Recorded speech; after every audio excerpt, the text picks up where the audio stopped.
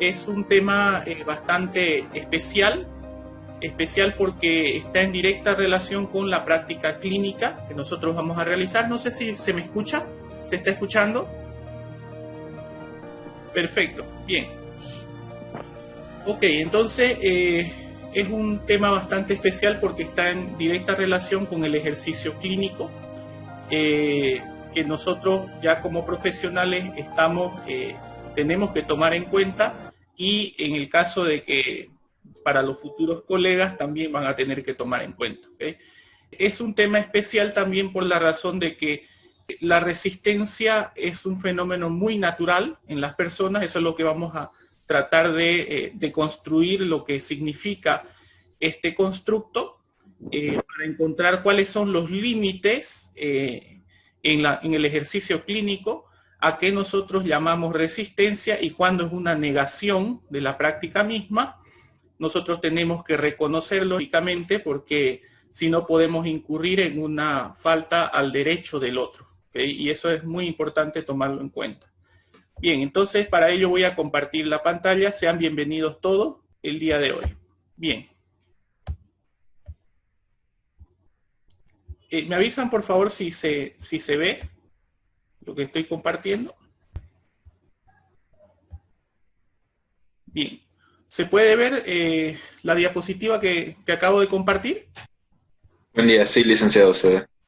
Gracias, Marco. Bien, ok, entonces vamos a comenzar con la temática, ok. El tema entonces es la resistencia en psicoterapia del adulto. Aquí yo ya estoy haciendo una diferencia, ¿verdad?, con la psicoterapia en etapas tempranas o en etapas de desarrollo, ¿ok? Que también existen resistencias por parte del niño, por supuesto, y el adolescente. Y son otros tipos de resistencia. Sin embargo, aquí resistencia en los periodos ya de la adultez. ¿Okay? Entonces hago esa diferencia para que ya podamos encaminar el tema en una etapa muy, muy particular. ¿Okay?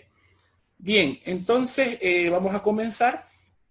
A ver, los asesores, muchos de los asesores clínicos, sean psiquiatras, psicólogos clínicos, neuropsicólogos clínicos, establecen que para que exista, o por lo menos concuerdan en que para que exista una alianza terapéutica, es decir, una relación terapeuta-paciente adecuada, es necesario que se establezca las formas de negación, oposición a lo que respecta al proceso clínico. ¿Okay? Entonces, en este sentido, lo básico y fundamental para muchos asesores clínicos es lograr una genuina alianza terapéutica, ¿ok? Entonces, en este sentido, es importante para establecer esa alianza terapéutica, superar junto con el paciente esto que nosotros llamamos resistencia. Y en un momento vamos a saber de qué se trata aquello que llamamos resistencia, ¿ok? Carl Rogers ya en 1942 estableció que el factor más importante de una terapia no es ni metodológico ni teórico, es actitudinal. ¿Okay? ¿Por qué es actitudinal? Porque la terapia, más allá de tener un buen manejo en el protocolo clínico o tener un buen manejo teórico, se requiere que haya un deseo por parte del terapeuta y por parte del paciente en poder lograr los propósitos del proceso clínico. ¿Okay? Entonces, ahí estamos hablando de actitudes, no estamos hablando de manejo teórico.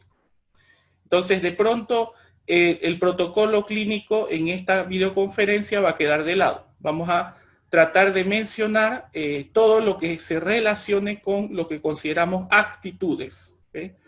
Entonces, fíjense que Carl Rogers, al decir que el factor más importante es el actitudinal, es decir, el deseo, tanto del terapeuta como el paciente, de lograr el objetivo del proceso clínico, nos está dando el factor fundamental y nos está dando esa consideración de que las resistencias no solamente provienen del paciente, sino también pueden venir del terapeuta mismo. Entonces, primero vamos a hablar de esas resistencias que nosotros no estamos muy acostumbrados a admitir, ¿verdad?, que existe una resistencia por parte del terapeuta. Es muy probable para muchos de ustedes que suene esto incluso extraño, porque generalmente estamos abocados a considerar de que el entorpecimiento en la clínica proviene siempre del paciente, y cosa de que no es así, por supuesto. Existen al menos dos tipos de resistencias del terapeuta. Puede ser una resistencia basada en la percepción de la propia incompetencia, como también de los sesgos personales. ¿Okay? Primero vamos con la percepción de la propia incompetencia. Genera una fuerte resistencia y es muy peligrosa para el proceso clínico, por supuesto. La percepción de la propia incompetencia es la creencia fundada del terapeuta de que no tiene ese manejo de preparación para atender un determinado caso. Cuando hablo de un determinado caso, fíjense que no estoy haciendo mención de que la incompetencia es general, ¿verdad? No es una resistencia que tenga que ver con una incompetencia de manera general en la clínica, sino con un caso en particular. Si el caso que nosotros vamos a atender o estamos atendiendo, consideramos que no estamos formados para ello, puede generarse una resistencia en ese sentido, ¿ok? Entonces, porque hay una percepción de la propia incompetencia, es decir, el no estar preparado para atender un determinado caso. Entonces, esto es muy, muy importante tomar en cuenta qué es lo que se puede hacer en estos casos. ¿Okay? A ver, si bien esta creencia es fundada, pero no es admitida o es negada por el terapeuta, se puede reflejar en otros tipos de actitudes. Por ejemplo, la impuntualidad del propio terapeuta. Esa es una de las formas que refleja una percepción de la propia incompetencia. Y por otro lado también está en la sobreexigencia protocolar para que el paciente deba manejarse, es decir, una imposición del protocolo. Hablamos de sobreexigencia en el sentido de que nosotros exigimos e imponemos de más el protocolo por encima de cualquier otra actitud que se tenga que enfrentar el paciente en la psicoterapia. ¿Okay? Entonces, esas son las dos formas fundamentales que tienen una misma raíz, que es la percepción de la propia incompetencia.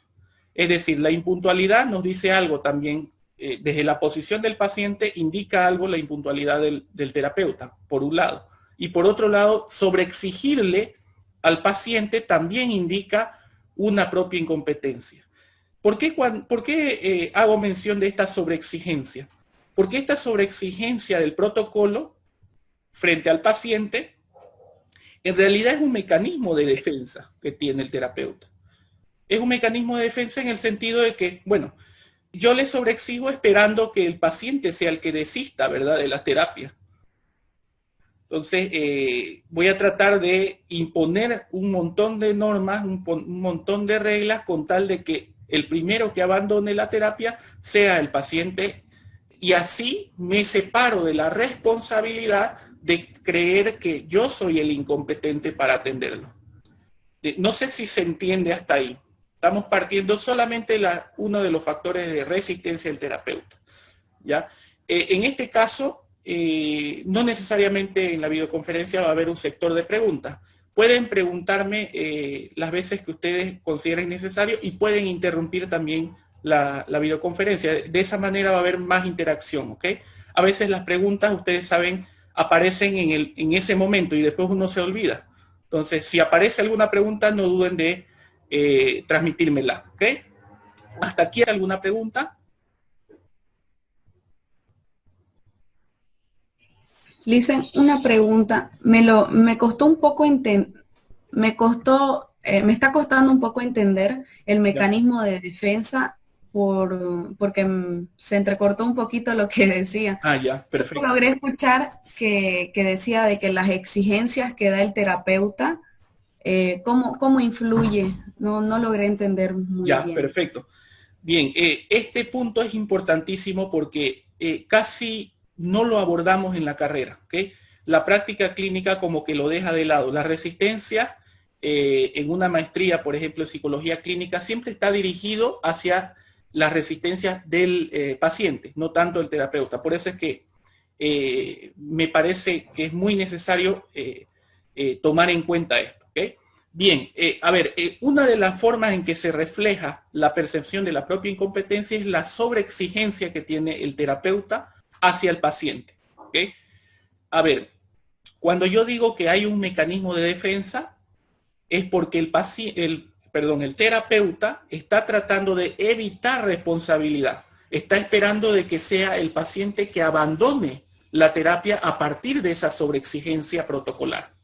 ¿Okay? Entonces, es un mecanismo de defensa. Esto muy bien lo abordó Carl Rogers.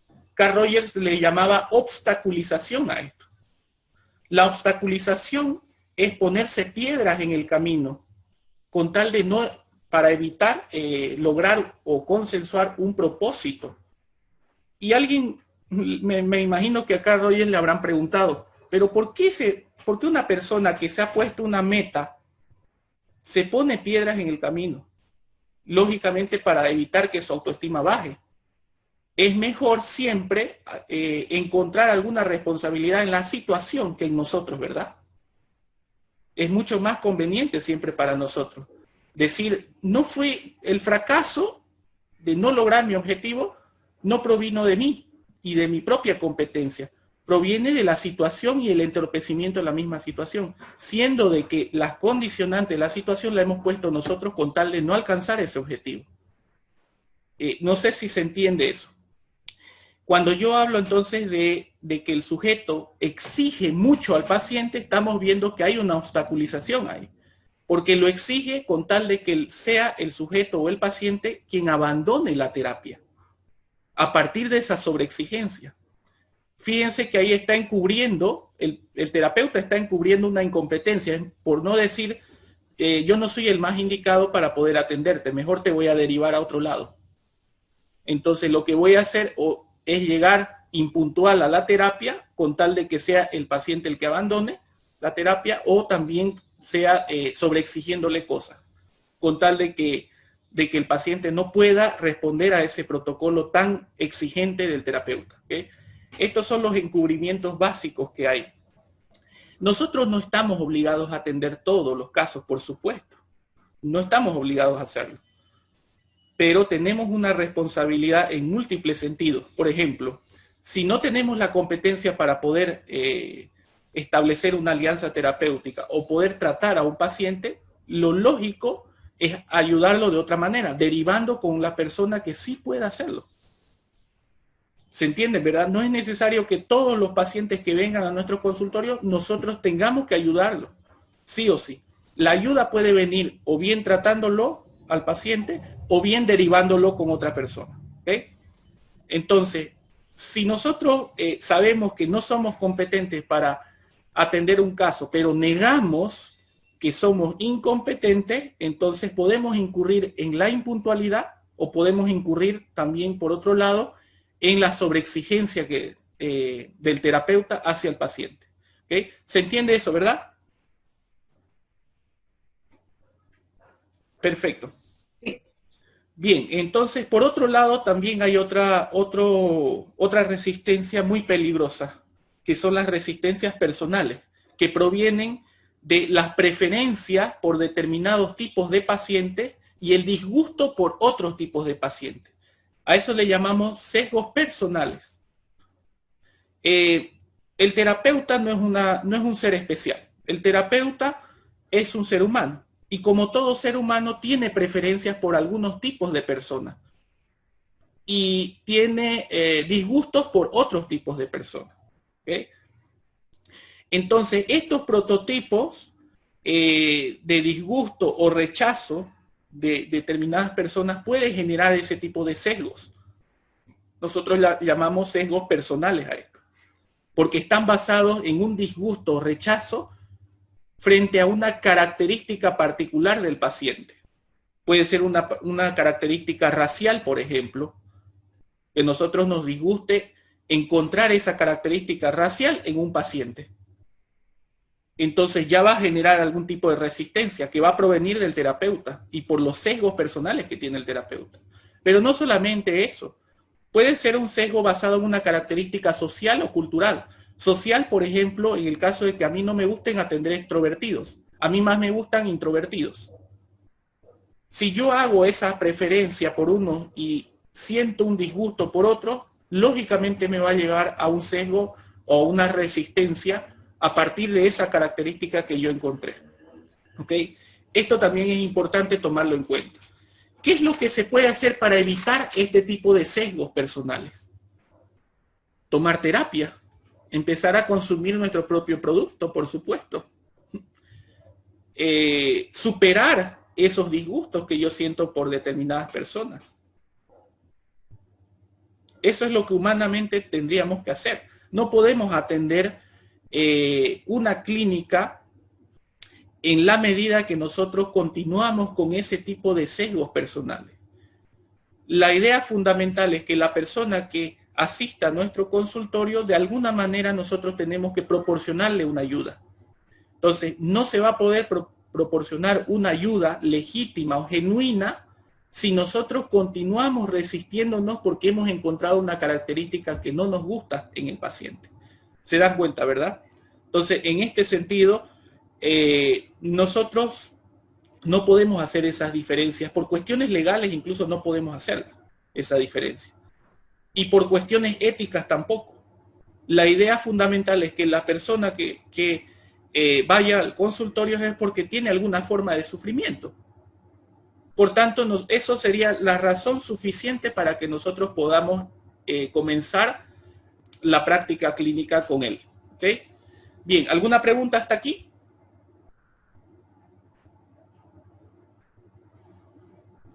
Perfecto. Ok, aquí entonces doy la referencia que es el psicólogo estadounidense Karpuf. En 1969, él fue uno de los precursores de la temática de las resistencias a partir de los sesgos que tiene el terapeuta, no el paciente. ¿Okay? Y es muy aplicable. Tal vez se lo pueda profundizar un poco más con el tema de la modernidad, ¿verdad? Porque en 1969, bueno, me imagino de que la cultura se tomó en cuenta mucho en el momento de determinar estos tipos de sesgos. De momento puede ser que nosotros podamos profundizar y encontrar otro tipo de factores en esta época, ¿okay? Pero ahí está la referencia por si ustedes la necesitan. Bien, ahora sí vamos a empezar entonces con las resistencias desde el rol del paciente, ¿okay? Esto es lo que tenemos que también empezar a identificar. Bien, primero vamos a hacer una definición de lo que es resistencia y vamos a bifurcar las resistencias desde dos puntos de vista, desde el punto de vista fenomenológico o humanístico y desde el punto de vista psicoanalítico. ¿Okay? Las resistencias se definen como un sesgo natural de protección a la integridad mental de un sujeto. Vamos de nuevo. La resistencia es un sesgo natural de protección de la integridad mental de un sujeto. Este sesgo de protección va a generar o producir una fuerza opuesta al cambio. Lo estamos definiendo de manera técnica, ¿ok? Pero vamos un poquito a analizar esto. Fíjense que aquí estamos hablando de un sesgo natural. La idea es que entonces ya no hay que patologizar esto. La resistencia, al decir que es una forma o un sesgo de protección natural, nos está diciendo que todos lo tenemos. No estamos haciendo mención en que la definición va a lo patológico, ¿verdad? Y solamente aparecen en los casos patológicos. No. Es una protección que tenemos todos. Entonces todos generamos una fuerza opuesta a un cambio. Eso lo vamos a explicar el por qué. A ver, desde el punto de vista fenomenológico, nosotros vamos a tomar en cuenta la experiencia misma de ese sesgo. Desde el punto de vista fenomenológico vamos a tomar en cuenta que un sesgo de protección se refiere a que las personas nos oponemos siempre, de alguna manera, a una situación que intenta modificar nuestro status quo mental. Es decir, el status quo es que todo esté en su lugar, ¿verdad? Nuestra zona de confort. Nosotros tenemos hábitos, tenemos un montón de aprendizajes, y si la situación intenta modificar esos aprendizajes que tenemos, nosotros los defendemos. Entonces generamos esa fuerza opuesta al cambio. Esto es absolutamente natural. En la clínica nosotros le denominamos resistencia. Pero vamos a dar ejemplos de que nosotros tenemos ese carácter selectivo de las cosas, porque no esperamos a que las situaciones nos modifiquen del todo. Entonces, cada vez que la situación, una situación en particular, intente modificar ese status quo, es decir, ese conjunto de hábitos propios, nosotros nos vamos a oponer de alguna manera. En algunas ocasiones va a ser más sutil. La oposición no va a ser tan abierta, tan manifiesta, ¿verdad? Y en otros casos sí lo va a hacer. Entonces, es una forma de protección natural. Desde la experiencia, desde la fenomenología, entonces podemos establecer de que esto es muy natural, de que esto no es algo que solamente pase desde lo patológico, que eso quede claro, ¿ok? Bien, entonces, nosotros, ¿de dónde provienen este tipo de resistencia? Nos dirá la fenomenología. Por lo general, ya aplicando al medio clínico, las resistencias de un paciente provienen de los preconceptos en los que parte. Provienen de esos preconceptos que tiene de ir al psicólogo, por ejemplo. Por ejemplo, uno de los preconceptos es creer de que la terapia no sirve. Eso es muy común, ¿verdad? De alguna manera nosotros lo hemos escuchado. De que el terapeuta no me va a ayudar. Voy a ir, pero no me va a ayudar. Perfecto. Ok, entonces se entiende hasta ahí, ¿verdad? Bien, uno de los preconceptos es el hecho de ir a terapia, pero saber de que el terapeuta no lo va a ayudar al paciente. Ese es uno de los preconceptos que va a generar una resistencia, una fuerza opuesta al cambio. Y el otro, basado en un temor, es de que el terapeuta lo va a juzgar, lo va a criticar. Esa es otra forma común. Es decir, voy a ir, pero voy a ir con miedo, porque el terapeuta seguro va a encontrar algo que yo no quiero que encuentre. O que simplemente me va a juzgar y voy a salir con una etiqueta de ahí. Ese es otro de los preconceptos que va a generar esa fuerza opuesta al cambio, desde el punto de vista fenomenológico, ¿verdad? Desde el punto de vista psicoanalítico es diferente. Desde el punto de vista psicoanalítico, nosotros podemos establecer, por ejemplo, que una resistencia es la utilización de un mecanismo de defensa. Estamos hablando desde el psicoanálisis clásico, ¿verdad? El psicoanálisis freudiano. Los mecanismos la utilización de los mecanismos de defensa no son otra cosa que una fuerza opuesta al cambio. Freud nos dirá entonces desde este punto de vista que un mecanismo de defensa se utiliza con el propósito de evitar que una situación estresante o insoportable para la conciencia ingrese en ella. Entonces ahí es donde la reemplazo, le cambio el significado, la niego, la reprimo, todo con tal de que no ingrese a la conciencia, porque el significado de eso es insoportable para el sujeto. Alguien me puede preguntar, licenciado, pero ¿por qué en este caso, desde el punto de vista psicoanalítico, por qué sería algo insoportable ir a terapia? ¿Por qué el sujeto empezaría a utilizar mecanismos de defensa? Si se supone que la terapia más bien tendría que lograr un cambio positivo en la conducta o en el pensamiento del sujeto. Si nosotros tomamos en cuenta de que todos los hábitos que hemos formado son aprendizajes que tenemos internalizados, ese es el status quo de la cabeza. Entonces, la utilización de mecanismos de defensa va a venir para defender ese status quo, por más patológico e insoportable que sea. Entonces, el sujeto se va a negar a ese cambio debido a que para él es una modificación drástica de ese status quo mental. Es lo que llamamos la integridad de nuestra cabeza. Vamos a tratar un poquito de salir de lo abstracto acá para entenderlo.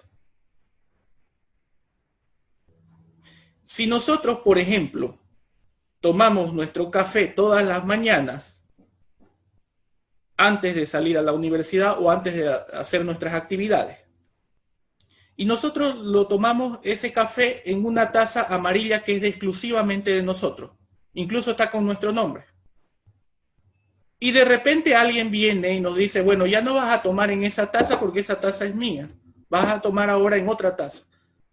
Seguramente nosotros vamos a reclamarle, porque estamos defendiendo nuestro status quo. No se olviden, estamos defendiendo lo que nosotros comúnmente hacemos.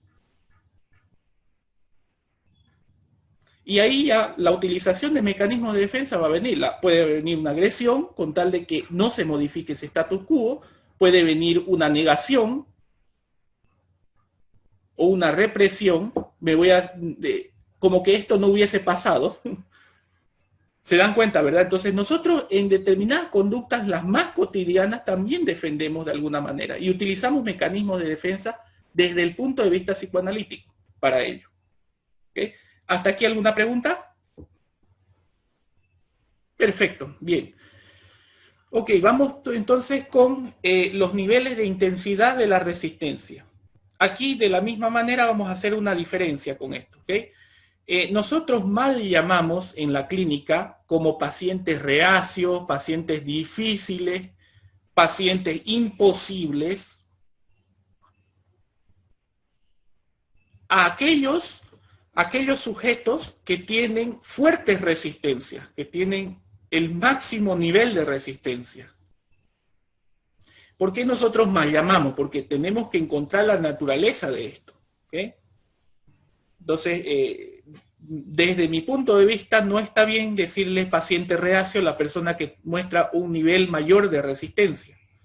Pues ya ahí estamos etiquetándolo, ¿verdad? ¿Sí? Ahí estamos ya poniéndole una connotación a esto, sin entender la naturaleza del por qué lo hace. Entonces, la referencia que vamos a utilizar ahora va a ser de John Britt en 1990. Él habló mucho sobre el tema de los niveles de intensidad de las resistencias. Y dijo cosas muy interesantes respecto a esto.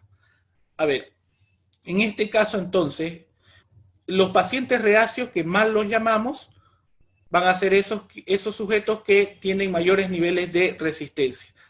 Y los pacientes con resistencia mínima van a ser aquellos que no presentan resistencia, ¿verdad? Que están enfocados en seguir el procedimiento que nosotros le digamos. Vamos a decir, son los tipos de sujetos que nosotros quisiéramos atender, ¿verdad? Bien. A ver, vamos a entender la naturaleza de esto.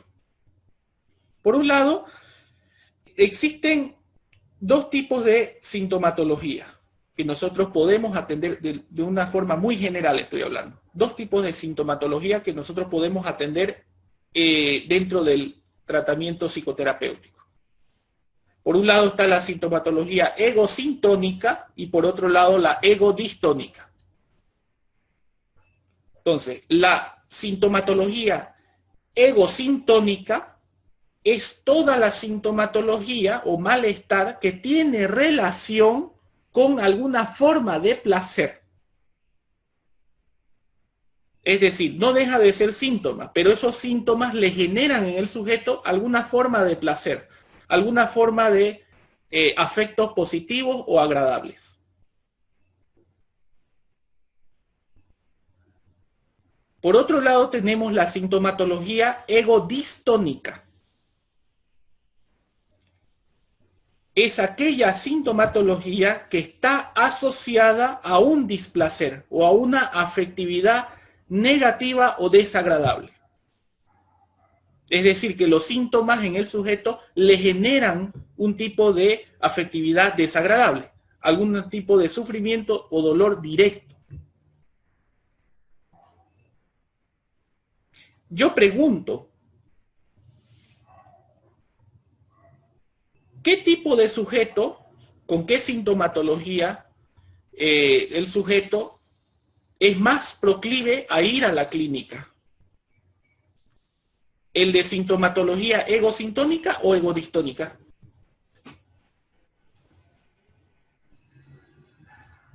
El de sintomatología egodistónica, yo creo. Correcto. Porque al sentir un sufrimiento, uno busca Exactamente. eliminarlo o tratarlo. Así es, Marco. Nosotros vamos a atender en mayor número siempre las personas que presentan alguna sintomatología egodistónica, porque le está generando directamente el sufrimiento, esos síntomas. Entonces, los que no vamos a atender tanto, y si los atendemos va a ser en un número reducido, son los de sintomatología egosintónica, porque conviven muy bien con sus síntomas. Porque los síntomas le están produciendo placer, y todo lo que produce placer es más difícil de extinguir que aquello que produce un dolor. Entonces, yo pregunto, ¿cuál de los dos sujetos va a generar más resistencia en el tratamiento? Los de sintomatología egosintónica, por supuesto. Se va a resistir al cambio, ¿por qué? Porque hay un placer de por medio. El sujeto más interesado en acabar con sus síntomas es aquel que le produce un dolor. Por tanto, es más proclive a ir a la clínica y no mostrar resistencias. Entonces, alguien me pregunta, licenciado, si está asociado con un placer, ¿por qué sigue siendo un síntoma? ¿Por qué en un número reducido, pero van a ir a la clínica también? Cuando digo un número reducido es que no quiero decir de que no van a ir a la clínica. Siguen siendo síntomas. Pero el sufrimiento no es directo. En última instancia le produce un sufrimiento porque degenera su entorno. Hay una disfuncionalidad en su entorno. Por ejemplo, en las drogodependencias es muy común. Las personas drogodependientes, personas que sienten placer al consumir la sustancia. O sea, conviven bien con el consumo de sus sustancias. Entonces, en este sentido, un momento, están entrando todavía. Voy a darles a admitir, ¿ok? Perfecto. Bien, entonces, como les decía, en este caso, la sintomatología egosintónica va a producir una forma de sufrimiento o culpa, pero de la degeneración de su entorno. Entonces es un sufrimiento indirecto, ¿verdad? Las personas que tienen alguna dependencia por alguna droga, les produce un placer. Sin embargo, pueden perder su trabajo, ¿verdad? Entonces hay un sufrimiento indirecto, y es el sufrimiento indirecto que los va a llevar a la clínica. Entonces esto va a generar un problema. ¿Por qué? En ese sentido. Porque lo pone en una aparente contradicción al sujeto. Por un lado, el sujeto está confrontado, son síntomas que no quiere abandonar porque obviamente siente un placer, pero por otro lado está siendo testigo cómo su entorno se degenera, cómo pierde su trabajo, cómo pierde las relaciones interpersonales, cómo no puede concentrarse en otras cosas. Entonces va a causar una disfuncionalidad en su entorno. Por tanto, en la clínica va a mostrar muchas resistencias para no perder esa integridad de sus hábitos. Y por otro lado va a estar confrontado porque sí también quiere perderlo, porque quiere de nuevo ganar funcionalidad en su entorno. Entonces tenemos un sujeto dividido entre intentar lograr un cambio, pero resistiéndose a él también. Es una contradicción tremenda. Por tanto, nosotros tenemos que saber manejarla. El trastorno de ansiedad, por ejemplo, son síntomas egodistónicos, no son síntomas egosintónicos. El sujeto le produce un sufrimiento porque siempre que está nervioso, siempre está con una arritmia, siempre está sudando, tiene una conducta evitativa de todo, es una sintomatología egodistónica, no es egosintónica. El sujeto no la está pasando bien con sus síntomas. Por tanto, va a ir a la clínica y no va a mostrar tanta resistencia. Porque él es el principal interesado en suprimir ese dolor, ese sufrimiento. ¿Hasta aquí alguna pregunta?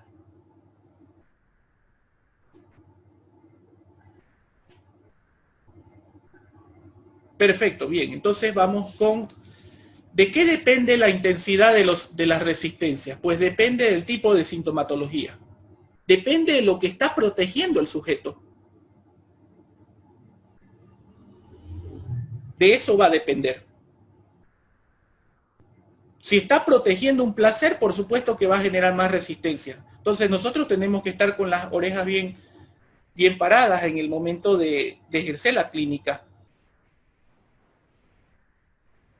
No lo tomemos como paciente reacio, tomémoslo como una persona que defiende su status quo por el placer que le produce el síntoma. ¿Se puede trabajar? Sí, se lo puede trabajar, porque sabemos nosotros que en última instancia ese placer le está provocando alguna disfuncionalidad en su entorno. Más allá entonces de la etiqueta de reacio, nosotros tenemos que entender la naturaleza de eso. La naturaleza sintomatológica del paciente.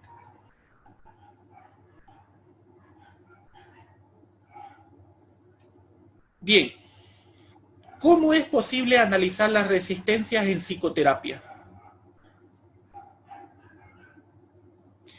Bien, esta es la pregunta del millón, ¿verdad? A ver, las resistencias no deben ser pensadas entonces como fenómenos clínicos que generan algún tipo de imposibilidad en el ejercicio, ¿ok? Es decir, que si aparece la resistencia, vamos a tender al fracaso en el logro de los propósitos de la psicoterapia. No debemos razonarlo en esos términos, ¿ok? Tenemos que razonarlo desde 3 puntos de vista. A ver, existen 3 razones de análisis de las resistencias. La razón psicológica, la razón jurídica y una razón utilitaria. ¿Okay? A ver, vamos con la razón psicológica. La razón psicológica vamos a establecerla de la siguiente manera. Una situación que es novedosa ya genera resistencia de alguna forma. Toda situación que es inusual para nosotros ya genera una resistencia, promovida por el miedo, promovida como respuesta a una agresión, por ejemplo, en el caso de que la situación tenga un denotante agresivo, nosotros vamos a responder. Entonces ya causamos una fuerza opuesta, ¿verdad? A esa situación. Entonces, desde un razonamiento psicológico podemos decir que una situación de consultorio es una situación novedosa, es una situación poco usual. Por tanto, siempre va a generar alguna forma de resistencia en los pacientes. A menos que el paciente ya esté familiarizado, ¿verdad?, con la clínica. Si ya está familiarizado con la clínica, ya las resistencias disminuyen. Pero ojo, no digo que se extinguen, no digo que se anulan, se reducen. Porque la persona ya está familiarizada con la clínica. Por eso es que a medida que pasa el tratamiento, vamos a ver que esas resistencias van bajando cada vez. Al principio vamos a tener que lidiar con ellas, por supuesto. Vamos a tener que controlarlas, no reducirla, perdón, no eliminarla ni extinguirlas. Vamos a poder controlarlas, reducirlas. Y una vez que ya la consulta y la práctica en sí misma sea habitual, entonces lógicamente que ya las resistencias van a ir bajando más. ¿Okay? Entonces, alguien me pregunta, licenciado, ¿por qué pasa esto? Esto parece que solamente se produce en el consultorio. No se produce en el consultorio. Nosotros, todas las personas, utilizamos resistencias ante múltiples situaciones. ¿Me puede dar un ejemplo? Por supuesto. Esto es más común de lo que ustedes consideran, por ejemplo. A ver, nosotros cuando pasábamos clases presenciales, llegamos, antes de pasar clases, vamos y desayunamos. Deseamos una salteña. Entonces nos las traen, nos las comemos. No. Nosotros decimos, a ver, voy a sacarle la aceituna, voy a sacarle el picante que tiene de más y voy a sacarle esta papa que no me gusta.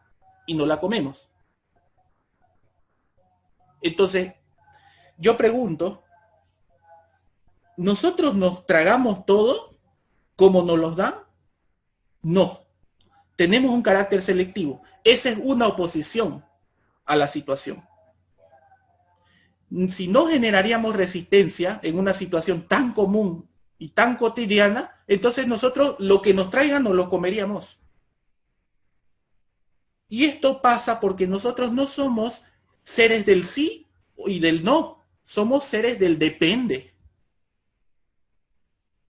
Y en la medida en que somos seres del depende, entonces quiere decir que somos seres que tenemos resistencias. Entonces, desde el punto de vista psicológico, no lo analicemos tanto como que fuese solo patológico esto. Podemos ponerle otros tipos de ejemplos, también no solamente con la salteña, ¿verdad?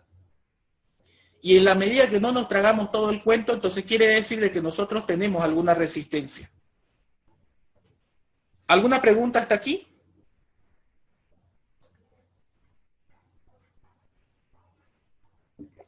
No. Perfecto. Vamos con la razón jurídica. Esto es más peligroso, ¿eh? Es importante conocer que hay una razón legal de por medio, ¿ok? Así que no estemos tratando de extinguir una resistencia por el temas legales, por temas jurídicos. El sujeto tiene pleno derecho a ejercer sus resistencias en el tratamiento. Esto es una cuestión legal. Nosotros tenemos que razonar las resistencias desde el punto de vista legal. No podemos ser impositivos en la clínica. No podemos decirle, bueno, o te moderás o no te atiendo. No. La resistencia es un pleno derecho del sujeto. Es un pleno derecho. Es un pleno derecho desde la expresión, desde la libre expresión que tiene. Y es un pleno derecho en el sentido de decidir lo que él considera que es mejor para él. Entonces nosotros no podemos ser impositivos en eso. Porque también estaríamos ejerciendo alguna resistencia. Si nosotros le decimos, bueno, llegaste un minuto tarde a tu consulta, ya no te voy a atender porque vos sabías que la regla era llegar en punto. Ni un segundo después, ni un segundo antes. Esa es una resistencia que no hace otra cosa que demostrar nuestra propia incompetencia, como lo vimos hace un momento. No se trata de que el sujeto haga lo que quiera con el tratamiento también. Tenemos que darnos parte en esto. Pero tenemos que conocer cuándo es una resistencia y cuándo es una libre expresión. La persona que va, por ejemplo, comúnmente a la clínica y dice, yo no quiero estar aquí, así que yo he sido traído por obligación de alguien. Alguien dirá, bueno, eso es una resistencia, señor, voy a tener que, vamos a tener que razonarlo esto y para que usted continúe con la terapia. No, eso no es una resistencia, eso es una negación rotunda al tratamiento. Entonces ahí tiene pleno derecho el sujeto de decidir lo que es mejor para él. Eso no es una resistencia, es el ejercicio de decisión que tiene la persona, es su derecho decidir. Alguien de alguna manera me preguntó, licenciado, yo quiero traer a mi esposo, pero él no quiere venir. y yo lo quiero traer como sea, incluso hasta con mentiras y con engaños, pero él tiene que venir. Piden cosas imposibles, ¿verdad? No se lo puede obligar al sujeto a estar en un lugar donde no quiere estar. No se olviden que nosotros en nuestro protocolo tenemos el motivo de consulta, ¿verdad? Que ese es el factor principal que va a permitir el ejercicio en la clínica. Si nosotros le preguntamos a un sujeto que no quiere estar ahí, no funciona, porque no hay ninguna demanda por parte de él. No hay ninguna problemática que atender desde su punto de vista. Entonces, no tiene sentido hacerlo. ¿Con qué vamos a trabajar si no hay una demanda? Si no hay demanda en la clínica, no hay nada. Nosotros trabajamos con una demanda. Por tanto, no funciona.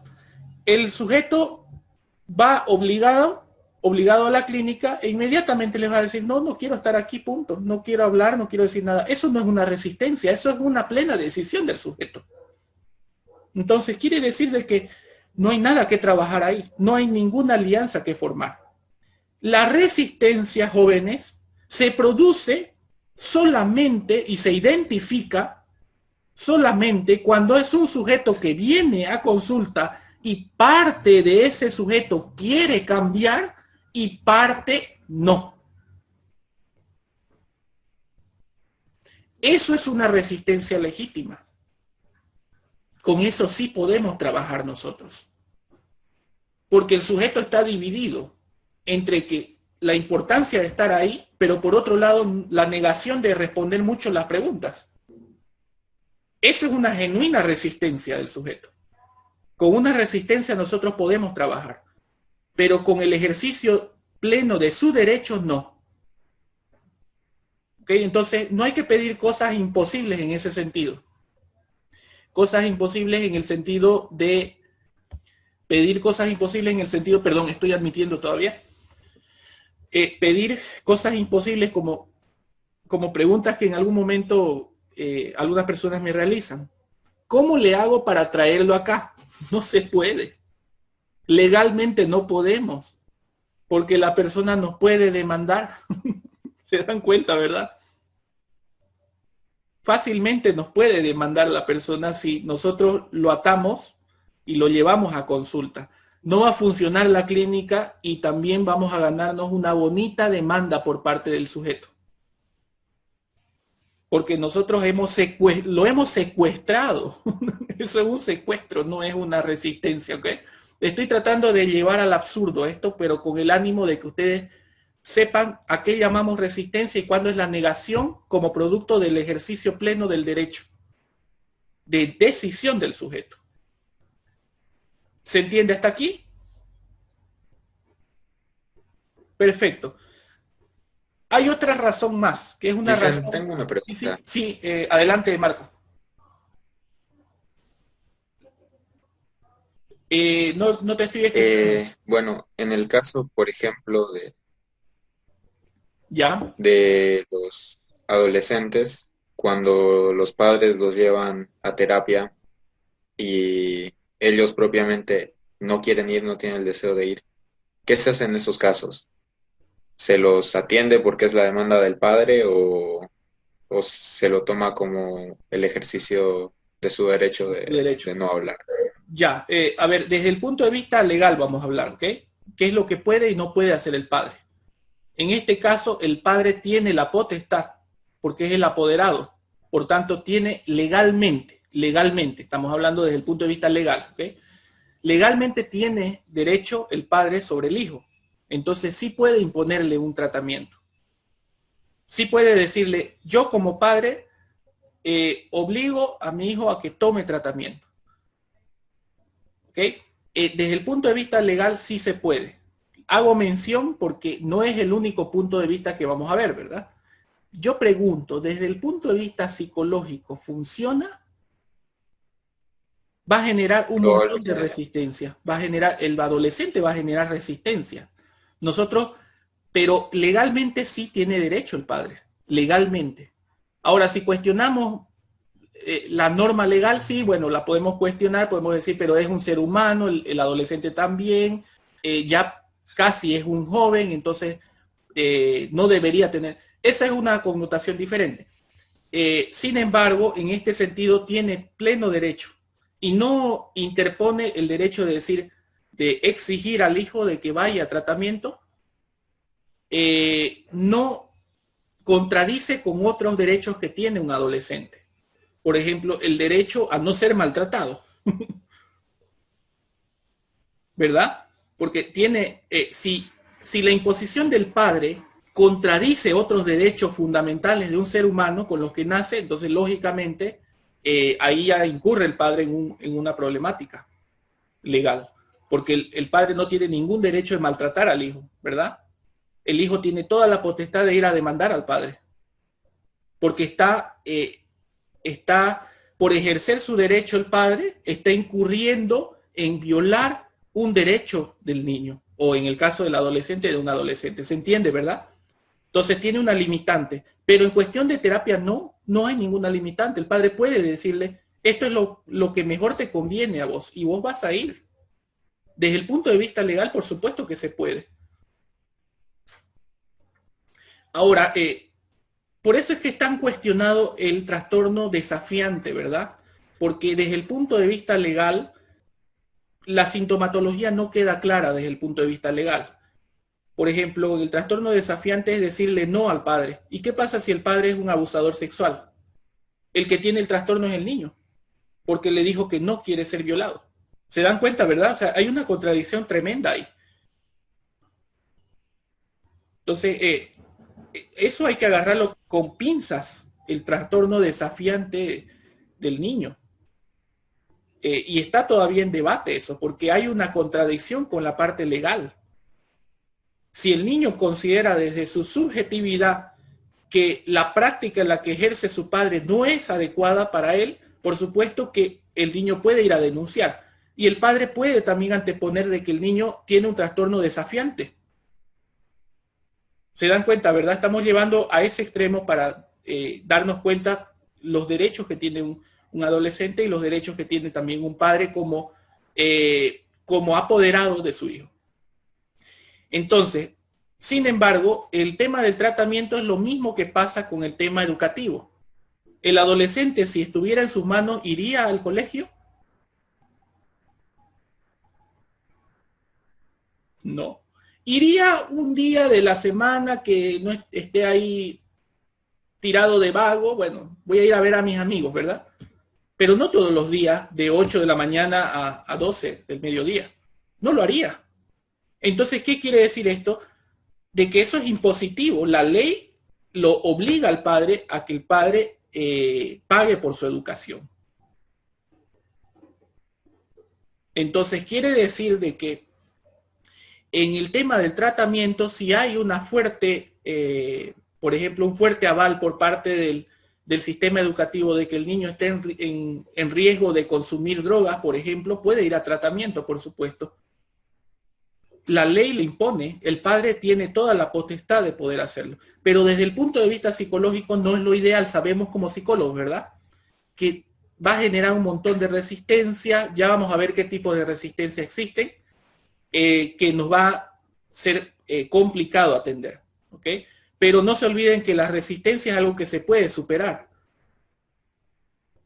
No se olviden que el niño o el adolescente que va a la clínica, en los primeros momentos va a ser una situación muy inusual, va a ser algo muy novedoso, y ante todo lo que es novedoso e inusual, el sujeto se opone a un cambio que le exige la situación. Entonces, lógicamente va a ir con todas las resistencias que pueda. ¿Se entiende, verdad? ¿Alguna otra pregunta?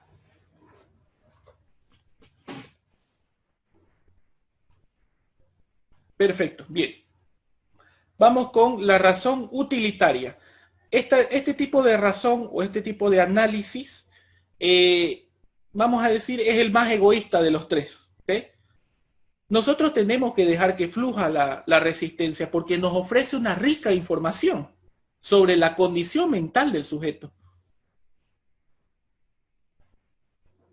Por eso es una razón utilitaria. Por eso es que no tenemos que anularla. Por eso es que no tenemos que extinguirla en la clínica. El sujeto, a medida que se va resistiendo más información nos va dando sobre su condición mental. Por ejemplo, en el trastorno histriónico de la personalidad, aquel sujeto que se manifiesta a través de la seducción, la manipulación, se manifiesta a través de el dramatismo, puede generar una fuerte resistencia, por ejemplo, a partir de la misma seducción, intentando seducirlo al terapeuta, ¿verdad? Eso es una resistencia también, y muy dura, porque la persona se va a tornar exhibicionista, con tal de manipular para no estar ahí. Entonces, quiere decir que nosotros, al ver ese tipo de resistencia, ya nos está ofreciendo una rica información de su estado mental, del tipo de condición mental que tiene el sujeto, ¿verdad? Sin ni siquiera hacerle ningún test, ni ninguna batería psicológica. Ya en el comportamiento nos está anunciando mucho. A partir del tipo de resistencia nos está dando mucha información. Entonces quiere decir que hay un análisis utilitario para nosotros en la resistencia. Por tanto, no tenemos que anularla también desde este punto de vista. Entonces, esos son los tres tipos de análisis. Por un lado, lo psicológico, que sabemos que todas las personas que defienden su propia integridad mental, es lógico que van a mostrar alguna forma de resistencia.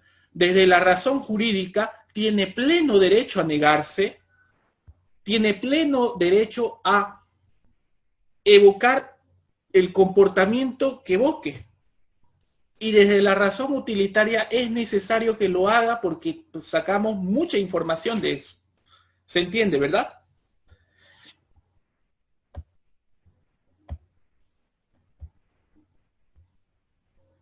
Perfecto, bien. Vamos entonces con el siguiente punto. Ok, a ver, vamos con los tipos de resistencia, ¿ok? Existen muchas formas de resistencia que nosotros tenemos que identificarlas. Las formas más comunes al menos son 5. Son 5 formas comunes de resistencia, ¿ok? Pero no estoy con la pretensión de agotar toda la forma de resistencia, ¿ok? Solamente son las 5 formas más identificables, ¿ok? Pueden ser más ocultas incluso de las que les voy a mostrar. Bien. Tenemos que preguntarnos por qué un paciente acepta recibir tratamiento si después se va a resistir. Es parte de una contradicción y es lo que ya nosotros hemos tratado de contestar, ¿verdad? Porque tenemos un carácter selectivo en esto. Nosotros, no somos personas absolutas como les dije, del sí o del no. Somos seres del depende. Sí, pero esto de aquí le voy a sacar porque no quiero. Lo mismo que en la salteña va a pasar también en la práctica clínica. Sí quiero el tratamiento, pero esta preguntita no la quiero responder. Esta otra tampoco la quiero responder. Esta sí la voy a responder. ¿Se dan cuenta, verdad? El carácter selectivo es una resistencia. Porque no vamos a mostrar de que por decir sí al tratamiento vamos a tener que aceptar todo lo que venga en el tratamiento. No es así, no nos portamos de esa manera. La cabeza no trabaja de esa manera. ¿Ok? Bien, las formas más comunes de la resistencia. A ver, tenemos por un lado el silencio, por otro lado la hostilidad manifiesta, tenemos también la falsedad cooperativa, tenemos el ocultamiento y la actitud defensiva. La forma más común de estas 5 formas es el silencio. ¿Se está escuchando lo que estoy hablando? ¿Se escucha? Me acaba de salir una ventanita que me dice que está baja la conexión. Bien, sí, escucha. Perfecto. Ya, gracias, Vania. Silencio, entonces, es la forma más común de las resistencias en un tratamiento. El silencio no es otra cosa que la negación a dialogar. El sujeto que se niega, por un lado, se niega a contestar las preguntas, puede quedar en silencio. puede encogerse de hombros, puede responder de manera corporal, así o así. Eso es resistirse. Nosotros no necesitamos que haga así, ¿verdad? O que haga así. Necesitamos información sobre el por qué. Entonces, un sujeto que se niega a hablar, se niega a dialogar, es un sujeto que está mostrando resistencia. No nos separemos, por favor, de la definición de resistencia. Resistencia es un sujeto que quiere estar ahí, pero no quiere, pero se resiste también en parte al cambio. No es un sujeto. El silencio no quiere decir un sujeto que se niega a recibir tratamiento. Eso, la negación ya hemos visto de que es un derecho que tiene, ¿verdad?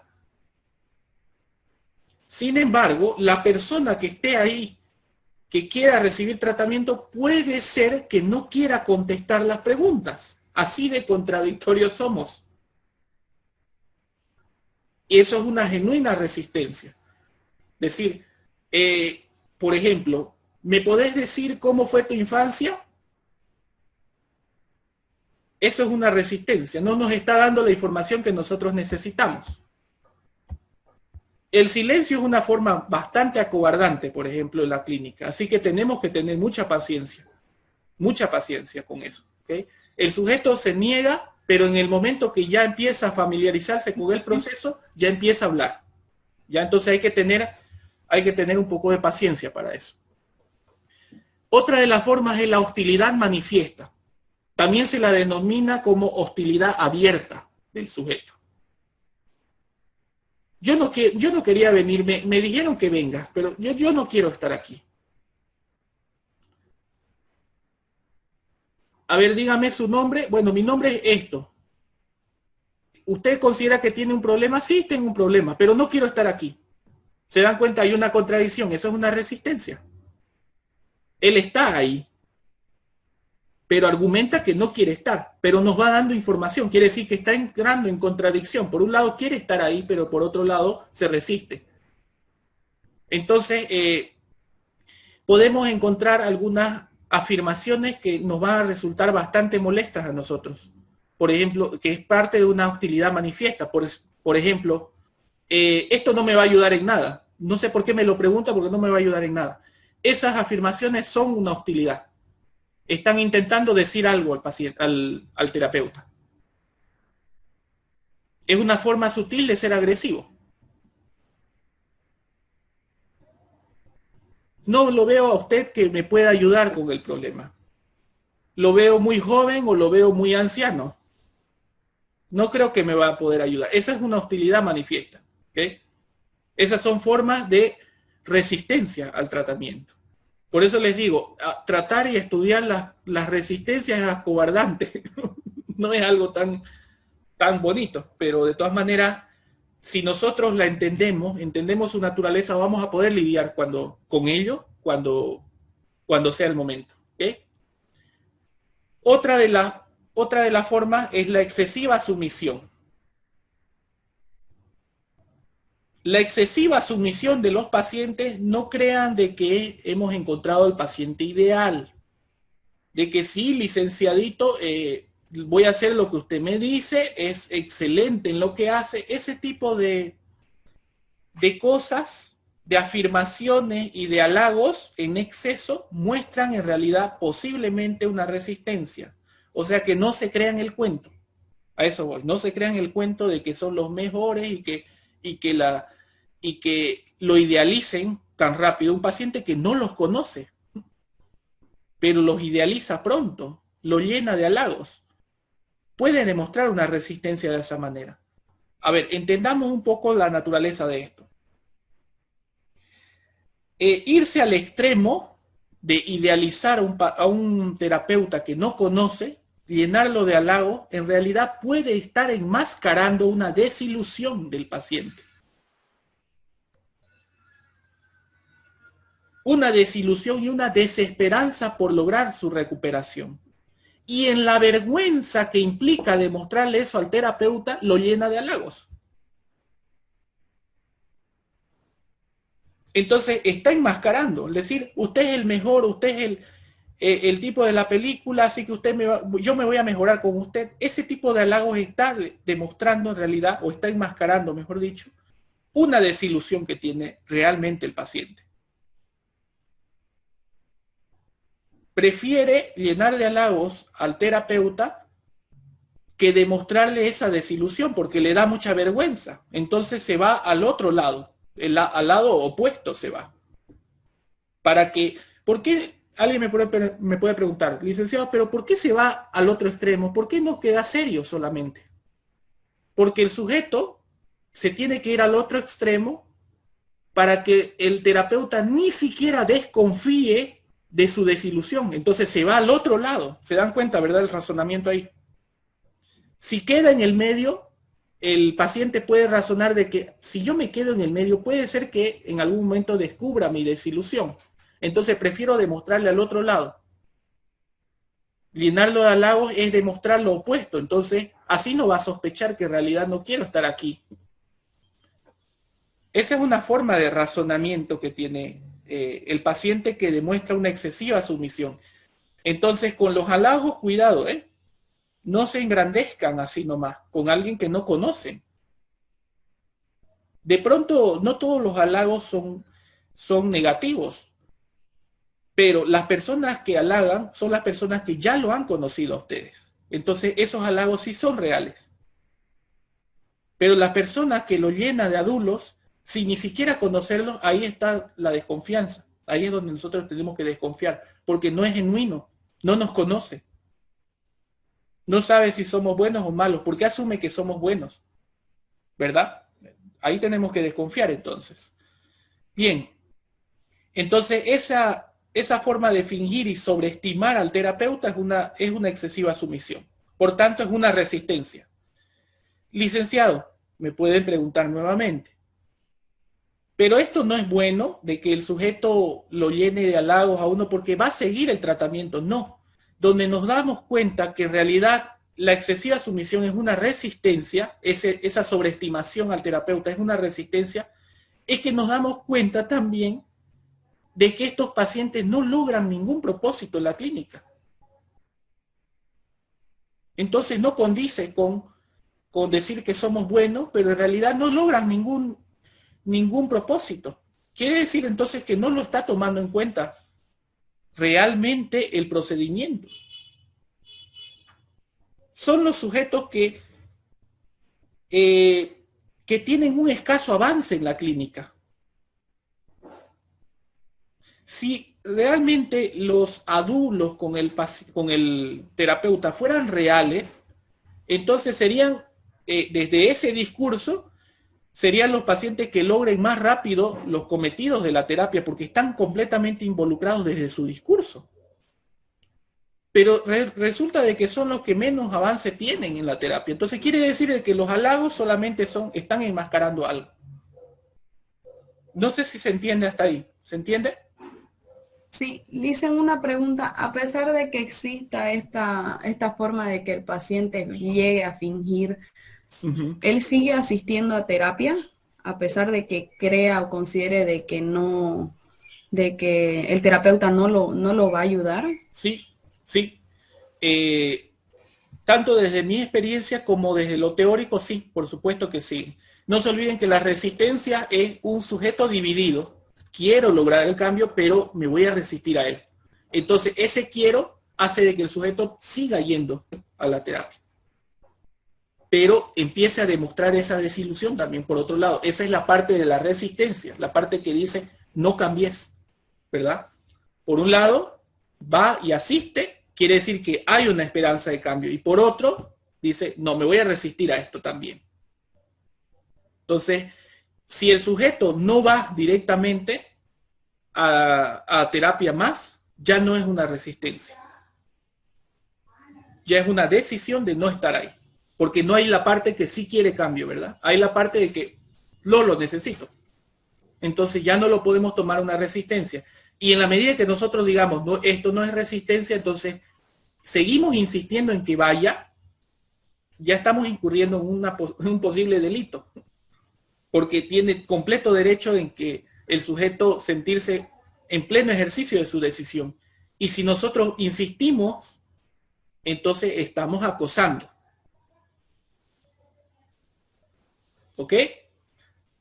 Se dan cuenta el límite, ¿verdad? Es un límite muy delgado entre lo que es resistencia de lo que es incurrir en una falta al derecho de decisión de alguien.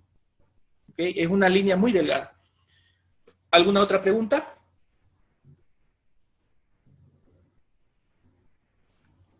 Perfecto. Bien, vamos con la falsedad cooperativa. A ver, esta es muy especial. Esta es una forma muy especial de resistencia. ¿Okay? Consiste en seguir la corriente al terapeuta. Hay muchos pacientes que le van a seguir la corriente en el procedimiento, pero también van a mostrar una resistencia en ello. Pronto nos vamos a dar cuenta de eso también. ¿Cómo? Hay una falsedad cooperativa porque el sujeto está supuestamente empeñado en contestar las preguntas, está en seguir el procedimiento, el protocolo que nosotros le demos. Pero es muy molesto esto, ¿por qué? Porque el sujeto va a intentar anticiparse a las preguntas que le van a hacer el terapeuta. Va a empezar a razonar su propio problema desde su punto de vista. Va a empezar a diagnosticarse a sí mismo. Entonces, fíjense que aquí es como que quiere llevarle la delantera al terapeuta. Y en eso muestra una resistencia. Nosotros podemos estar preguntando, no me lo pregunte porque yo ya me diagnostiqué. Yo sé que tengo depresión. ¿Se dan cuenta? Está anticipándose a las consignas que nosotros le demos. Y ahí es donde nosotros nos damos cuenta que es una falsedad cooperativa. Esta resistencia de razonar su propio problema esperando a que no sea otro el que lo razone, porque puede implicar una vergüenza, por ejemplo, para él, decir, no me lo diga, yo ya sé que soy depresivo. No me lo diga, por favor, no quiero que me lo pronuncie. Yo ya sé que soy depresivo, ya me he diagnosticado.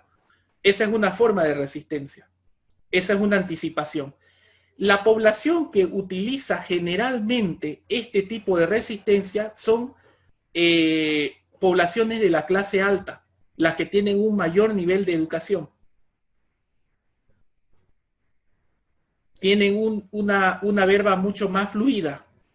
Por tanto, utilizan este tipo de resistencia, de razonar junto con el terapeuta su problema, siendo de que él no tiene que razonar, él tiene que contestar, él tiene que seguir el protocolo que nosotros le digamos.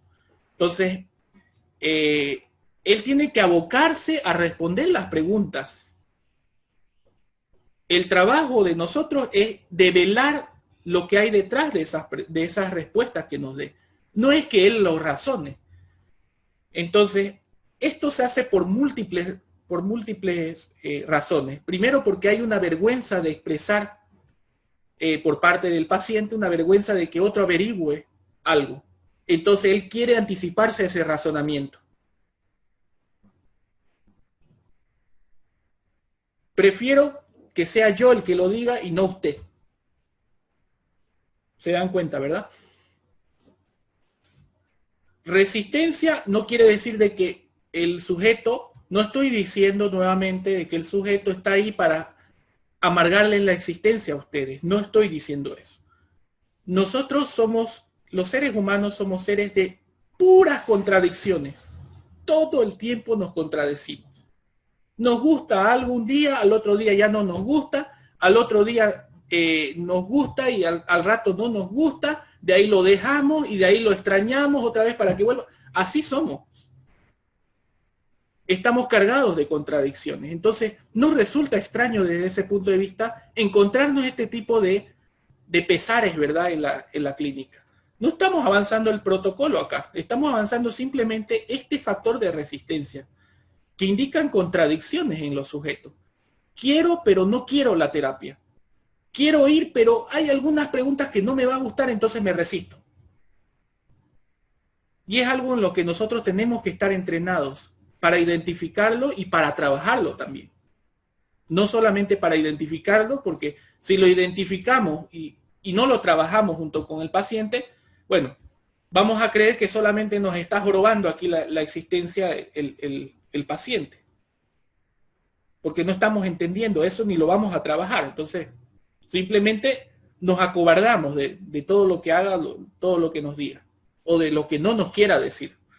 Bien, la siguiente es el ocultamiento. Aquí ya no hablamos de que el paciente adopta un comportamiento de ninguna forma de falsedad. Simplemente oculta información. A diferencia del silencio, el que adopta una forma de silencio simplemente no responde, ¿verdad?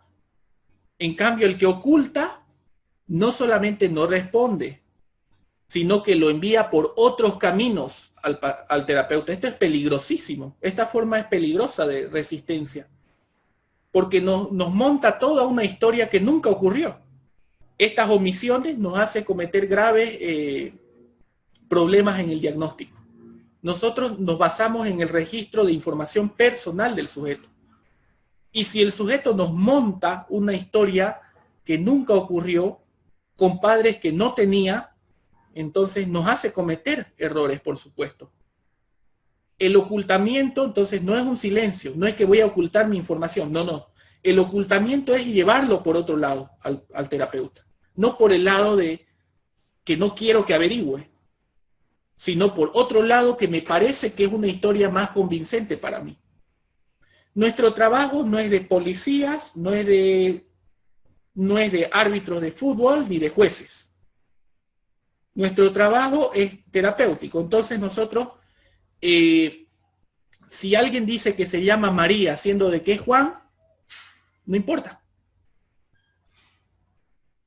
¿Verdad? Porque vamos a ver por qué él cree que se llama María, siendo que realmente se llama Juan.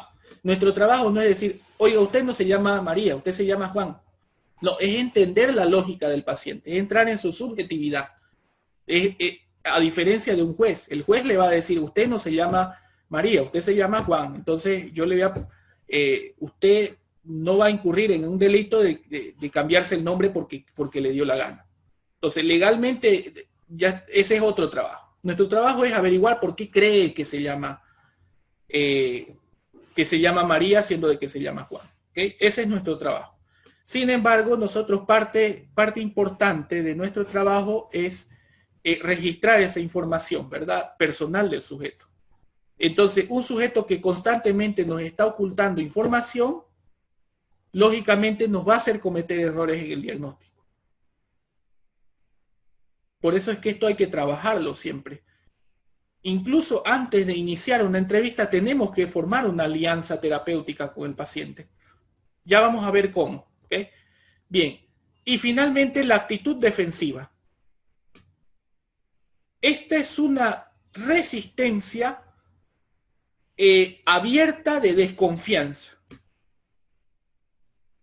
La actitud defensiva proviene de la desconfianza del sujeto. La desconfianza hacia el terapeuta, por supuesto. ¿Y qué es lo que promueve la desconfianza de un sujeto? El temor. El temor a ser juzgado, a ser calificado, a ser etiquetado en la clínica. Esa es una actitud defensiva, por supuesto. ¿Cómo nos damos cuenta que hay una actitud defensiva en el sujeto? También es sencillo. Nosotros no nos vamos a dar cuenta en el temor que siente, porque puede ser un sujeto que por diagnóstico tenga una conducta evitativa social, por ejemplo. ¿Ok? Eso no es una resistencia, es un diagnóstico. Entonces, esa es parte de su sintomatología. La resistencia aparece reflejada en intentar averiguar qué es lo que se oculta atrás de esa pregunta que se le está haciendo. Todo el tiempo están preguntando, a ver, usted me está preguntando esto porque seguramente quiere saber esto. Ese es un temor. Ese es parte de una desconfianza. Todo el tiempo está queriendo averiguar lo que se oculta atrás de las preguntas que nosotros le hacemos. Y ahí pierde focalización el paciente, porque está intentando averiguar y encajar todo lo que nosotros le estamos preguntando y no se focaliza en lo que le estamos, en responder la pregunta que le hacemos. Y esa es una actitud defensiva, por supuesto, promovida por un temor a ser calificado o juzgado. ¿En qué tipo de cuadros podemos encontrar esta resistencia? Pregunto.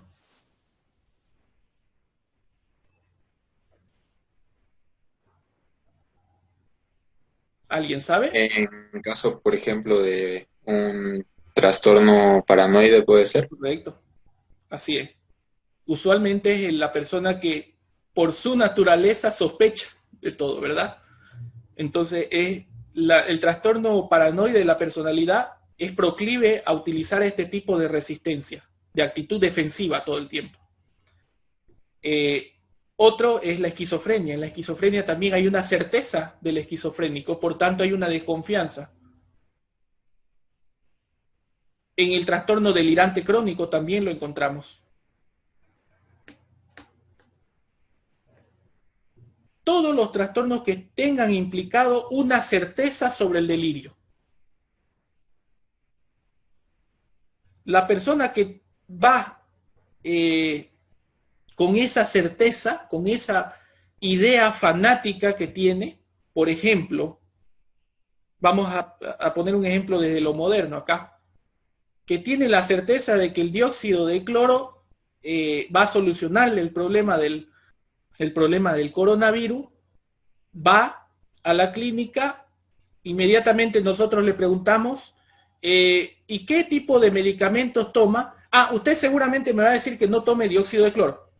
Fíjense que hay una actitud defensiva como producto de esa desconfianza, de esa idea de certeza que tiene la persona, que no da paso a ninguna sospecha. Entonces, la actitud defensiva es propio de este tipo de cuadros. ¿Okay? No sé si es el mejor ejemplo, pero de todas maneras es uno que está más en lo cotidiano. No estoy diciendo que el dióxido de cloro no sirve o sirve, eso no es mi competencia determinarlo. ¿Ok? Bien. Ok, ¿hasta aquí alguna pregunta? Listen, usted cuando habló de el silencio como una forma de resistencia, también se podría decir de que una persona, claro, quiera ir o vaya a la terapia, pero que no lo miren, ¿eso también es una forma de resistencia? Sí. Que él quiera así hablar, digamos, ¿no? Que Sí. hable, pero con la condición de que no lo estén mirando. Sí, yo no he leído ningún autor que lo establezca, pero el poco contacto visual es muy notable en algunas personas. Probablemente sea parte de una sintomatología, no sé si de una resistencia. Ahí hay un hueco que llenar, sí, en el tema de resistencia, porque es muy... Yo he tenido muchos pacientes que no establecen contacto conmigo. Y tiene una relación de alguna manera con el encogimiento de hombros, por ejemplo.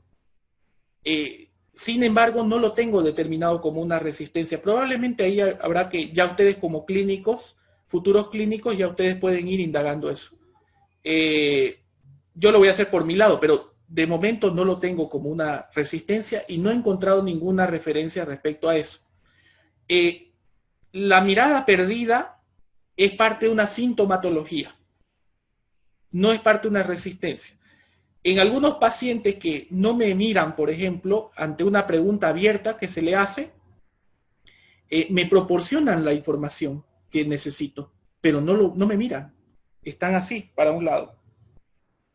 Entonces, si me proporcionan la información que necesito, no me está generando resistencia, es la pregunta, ¿verdad? Ahora, si tras el poco contacto visual que hacen conmigo, y a partir de eso también no me responden, posiblemente sea una resistencia ahí, que estaría implicando también la vergüenza de no enfrentar al paciente, al terapeuta, ¿verdad? Eso es algo que dejo en el aire. Yo de momento no he leído ninguna referencia respecto a eso, pero me ha tocado mucho, Bien, entonces, una pregunta que me pueden realizar. Licenciado, ¿qué pasa? ¿La resistencia aparece en todo el proceso? No. No es que no lo tomemos esto de que la sesión que tocó el día de hoy, la persona entró con silencio y se mantuvo en silencio todo el tiempo. Puede que ocurra, pero no lo veamos de esa manera únicamente. La resistencia puede solamente comenzar o activarse con una pregunta. Y de ahí volver de nuevo a lo normal, porque esa pregunta lo incomodó, esa pregunta lo bifurcó. Esto no quiero. Es lo de la salteña. No quiero esto. Esto sí quiero de la salteña, pero esta papa no la quiero. Entonces hay una resistencia. No lo tomemos en que la persona que va a ir con una resistencia va a portarse de esa manera todo el tiempo. No. Puede estar bien. De momento el sujeto puede... ¿cuál es su nombre? Bueno, mi nombre es esto. ¿Cuál es el motivo de su consulta? Bueno, últimamente estoy con muchos dolores de cabeza. Estoy teniendo problemas con mi pareja. Perfecto. Dígame, usted, ¿cuál es la última vez que tuvo relaciones sexuales con su pareja?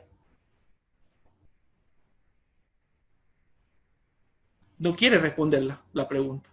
Y de ahí, bueno, ya eso nos quedó claro que no lo quiere responder. Entonces, dígame cuántos hijos tiene. Ah, yo tengo 4 hijos. Vuelve a la normalidad. ¿Se dan cuenta, verdad? Entonces, no necesariamente es que la persona con silencio va a estar con silencio todo el tiempo. Puede aparecer la resistencia en determinadas preguntas que no quiere contestar, que se resiste a contestar. ¿Ok? Que eso quede claro. ¿Perfecto? Bien. Ok, entonces vamos con... Ya estamos entrando al final. El origen de las resistencias en psicoterapia. No todas las resistencias son exclusivamente por preconceptos. Hay algunas que por la impericia de nosotros pueden ser activadas. Ya es importante entonces entender que el origen de las resistencias en psicoterapia pueden ser promovidas también por el terapeuta. Es lo que comúnmente decimos, uy, eso no tendría que haber dicho. Lo dije y ya fregué toda la terapia porque no quiere responderme nada. ¿Se dan cuenta? Hay cosas que nosotros podemos hacer que sean incómodos para el paciente. La idea es siempre reducir la resistencia, no eliminarla, reducirla, para que el tratamiento sea más manejable para él, para el paciente, no para nosotros, para el paciente. ¿Okay? Bien. ¿Cuáles son los factores que inciden en la activación de la resistencia? Pueden ser 3. Las ideas preliminares acerca de la psicoterapia, como bien lo habíamos dicho, cuando el sujeto va con una idea de que ir al psicólogo es estar loco, por ejemplo, es algo muy mitológico eso y muy común, ya eso predispone de alguna manera al sujeto a no contestar las preguntas. Si yo parto de una premisa incorrecta, por supuesto que todo mi comportamiento va a ser incorrecto. Bien, la cooperación involuntaria es otra de las formas. Y la omnipotencia del terapeuta es una de las formas más angustiantes y acobardantes para el paciente. Bien, vamos primero con las ideas preliminares acerca de la psicoterapia. Estas ideas preliminares no necesariamente son activadas por el terapeuta. Si no son ideas con las que está llegando el paciente a la clínica. ¿Okay? Ya nosotros, la actitud que tomemos va a ser que o bien el sujeto inicie con esa resistencia y refuerce sus preconceptos o bien los va a minimizar. Depende de la actitud que tengamos nosotros en la clínica. ¿Okay? Pero las ideas preliminares es algo con lo que viene de afuera el paciente. ¿Okay? Bien. A ver, tenemos que eliminar esos mitos. Por ejemplo, el mito de si el paciente quiere, ya tiene el 80% de éxito en la terapia. Esos refranes suenan bonitos, pero son poco aplicables. El deseo del paciente de lograr un éxito en la psicoterapia, es decir, de poder lograr un cambio genuino y fundamental en su conducta, es el inicio de todo el camino. Pero no nos dice cómo, si lo va a lograr o no, por más deseo que tenga. Ya sabemos que nosotros estamos llenos de contradicciones. Un día amamos y al otro día odiamos. Un día odiamos y al otro día amamos. Un día nos gusta algo, al otro día no nos gusta, nos separamos de él y al otro día los extrañamos, así que queremos que vuelva. Somos contradictorios. Entonces, el hecho de que el sujeto desee algo no implica de que va a tener el éxito. Hay que trabajar mucho para lograrlo. Pero es posible hacerlo, claro que es posible. Solamente que hay que, lógicamente, ponernos a trabajar el problema. Entonces, esas son ideas que responden más a un mito en psicoterapia. Bien, entonces, a ver, eso es fundamental entenderlo por el lado de lo que se considera como ideas preliminares acerca de la psicoterapia. Las ideas preliminares van a llevar a que se activen las resistencias en los sujetos. ¿Okay? Algo que tal vez es importante comentarlo es que hay una forma de activar también las resistencias, hay una forma de activar esas ideas preliminares del paciente. El paciente va creyendo que ir al psicólogo es estar loco. Entonces no fomentemos con nuestras preguntas, no fomentemos a que active esas resistencias, porque va a comprobar que realmente es así. Muchos de los terapeutas novatos inician su clínica con la pregunta, ¿cuál es su problema? Inmediatamente confirma el paciente de que estar ahí, hablar de nuestros problemas, de hablar de nuestras debilidades, confirma inmediatamente que tiene que confesar cuál es su debilidad. No iniciemos tan brusco. No iniciemos cuál es su problema, cuál es su trastorno. No iniciemos con ese tipo de preguntas tan incómodas. Podemos ser más sutiles en eso. No sabemos si es un paciente genuino. Hay personas que van al terapeuta solo porque les quieren contar las cosas que querían comentar. No hay diagnóstico ahí. Entonces no podemos preguntarle cuál es su problema, porque no todos los que vayan a terapia tienen problemas. Bien, entonces, ¿qué lo ha traído por aquí? Es más cómoda la pregunta. Aunque si el paciente es muy concreto, les va a decir, bueno, el micro me trajo hasta aquí. Si es muy concreto, no va a decir eso. Pero hay que ser más sutil. ¿Cuál es el motivo de su consulta? Esas son las formas más cómodas para el paciente. No es cuál es su problema. ¿Okay? Bien. Otro de los factores que origina una resistencia es la cooperación involuntaria. Esto es muy común, ¿ok? Las personas van a ir a su consultorio y van a decir, bueno, yo vine porque mi pareja me dijo que esté acá. O mi familia me dijo que esté acá.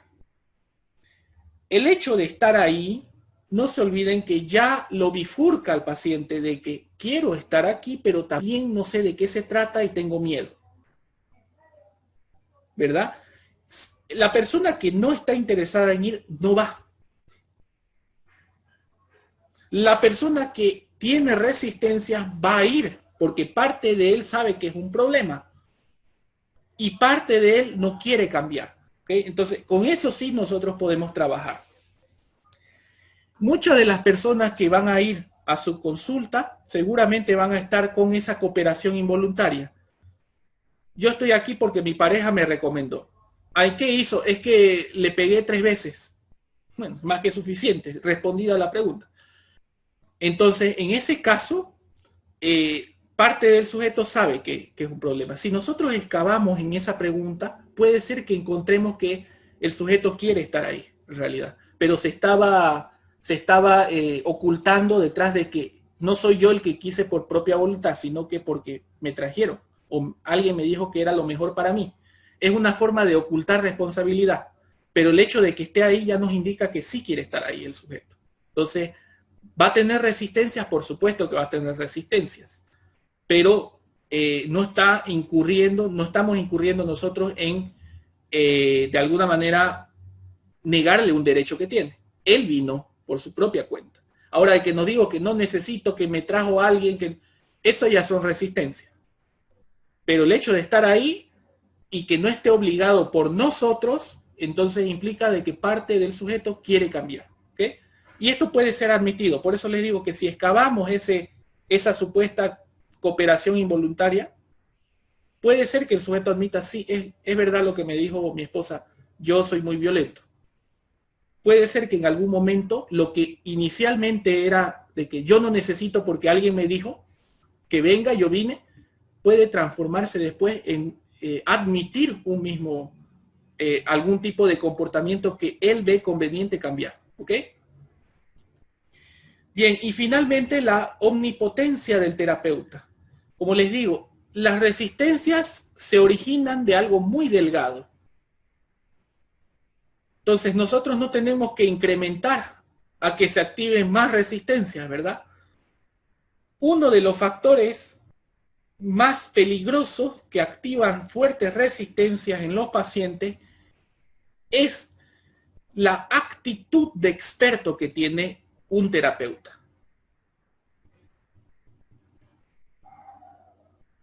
Entonces no incrementemos, por más cierto que sea, nosotros no podemos tener una actitud de sabiondos y de que todo lo sabemos y que podemos manejarlo todo. Esa impresión es fría, es distante, es incómoda para todo paciente. Barry Duncan, en la referencia que estoy citando para hablar de estos factores, se explaya en las formas en que el terapeuta demuestra una actitud de omnipotencia, de que todo lo puede, de que es el experto ahí. Lo distancia completamente al paciente, lo hace sentir insignificante al paciente, de no ser digno de estar ahí hablando con él.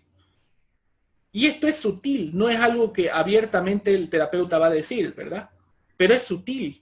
Se demuestra de muchas maneras. Por eso es que tenemos que cuidar nuestro lenguaje y nuestro ambiente de trabajo. Hay consultorios que no tienen pared, tienen títulos, tienen diplomas, tienen trofeos. Eso es poco amigable. Lo hacen sentir insignificante al sujeto.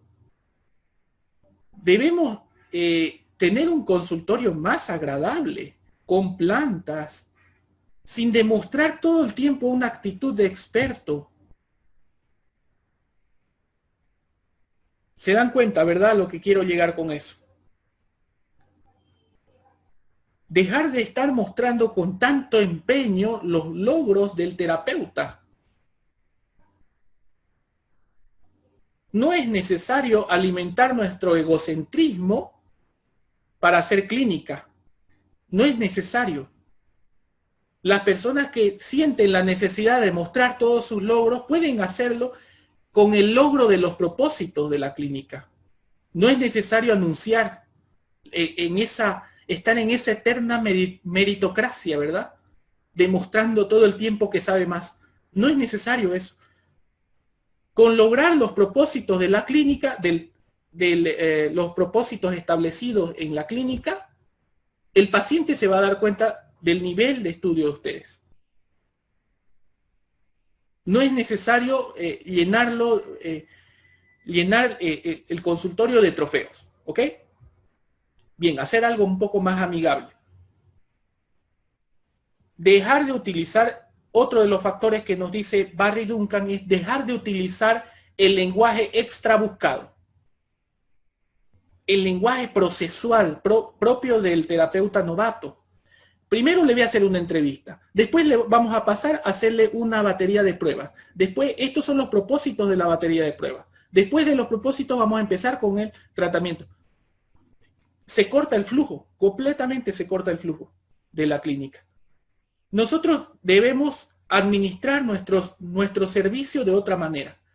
no del carácter procesual. ¿Por qué incurren en este carácter procesual en un tratamiento los terapeutas novatos? Porque quieren dar esa impresión de objetividad y de profesionalismo. No es necesario en ese sentido. Manejan un lenguaje extrabuscado que hace imposible que el paciente pueda entender lo que quiere decir. Se trata de no activar resistencias y estas cosas lo activan las resistencias del paciente, porque lo hacen sentir insignificante. Y finalmente, centrarnos en el relato del paciente. Es importantísimo centrarnos en el relato del paciente. Dejar de momento el proceso, el protocolo bien marcado que tenemos y empezar a meternos en la historia del sujeto. Esa es una característica fundamental de un terapeuta. Empezar a utilizar los marcos de referencia para preguntar, los marcos de referencia que nos da el paciente. A ver, incurrimos en esto y es bueno aclararlo. Nosotros en nuestro protocolo en algún momento tenemos, ¿con qué frecuencia tiene este problema? ¿Verdad? Esa es la pregunta genérica. ¿Cada cuánto tiene este problema? Eso es una actitud protocolar. No estamos utilizando los marcos de referencia que nos da el paciente. Utilizar un marco de referencia es preguntar, fíjense que es la misma pregunta, pero utilizando los marcos de referencia del paciente. ¿Cada cuánto tenés esas rabietas con tu esposa, María? Estamos ocupando los marcos de referencia para preguntar exactamente lo mismo. Estamos apegándonos al relato del paciente.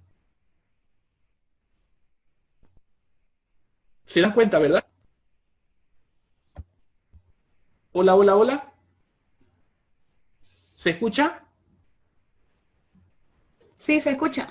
Perfecto, bien. ¿Alguna pregunta hasta ahí? No. Perfecto. Está un poco lento mi internet. No sé si se está viendo lo que estoy compartiendo. No se está viendo. Sí, se ve, solo que llega un poquito retardado el audio.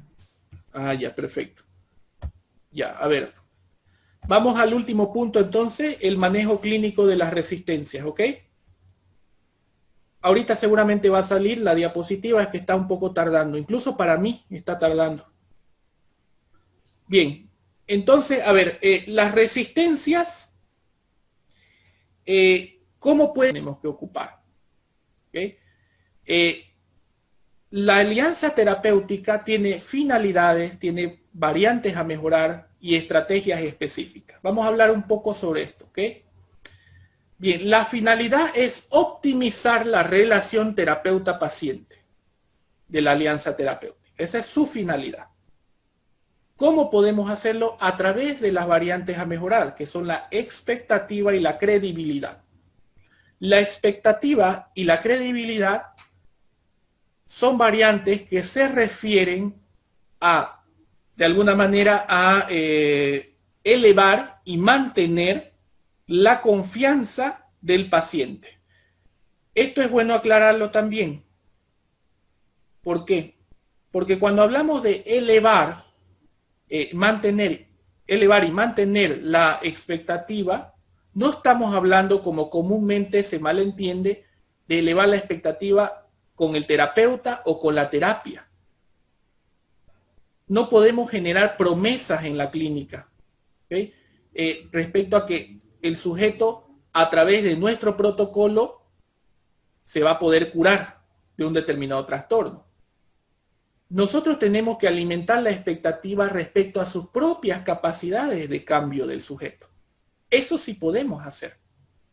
No alimentar las promesas de nuestro protocolo ni de nosotros mismos como terapeutas, sino alimentar la expectativa respecto a las propias capacidades de cambio que tiene el sujeto.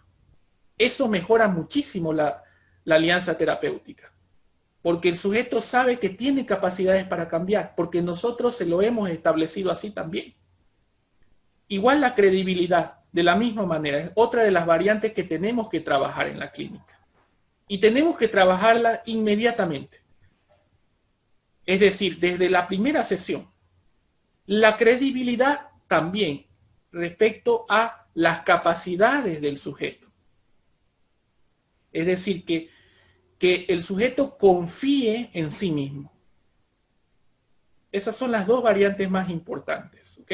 Entonces, no cometamos el error común de creer que estamos hablando de que expectativa es generar promesas de nuestro protocolo. No.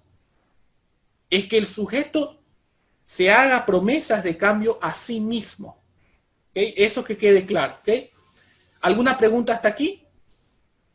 No. Perfecto, bien. Y finalmente las estrategias específicas. Estimular la identificación, que es un punto muy importante. La transparencia, tenemos que manejarnos con transparencia en el proceso mismo. Todo el tiempo tenemos que explicar nuestros procedimientos que vamos a tener. Esto genera mucha transparencia. Entonces, el sujeto lo primero que entiende es que nosotros somos agentes que vamos a colaborar en su cambio, no personas con las que se van a enfrentar. ¿Okay? Tenemos que separarnos de la idea de que el paciente tenga ese preconcepto que le genere resistencia, es decir, soy yo contra el terapeuta. Eso es lo que se tiene que eliminar en la clínica. Ellos tienen que tener la plena certeza de que nosotros somos agentes que vamos a contribuir en cooperar con sus cambios de comportamiento, de pensamiento. ¿Okay?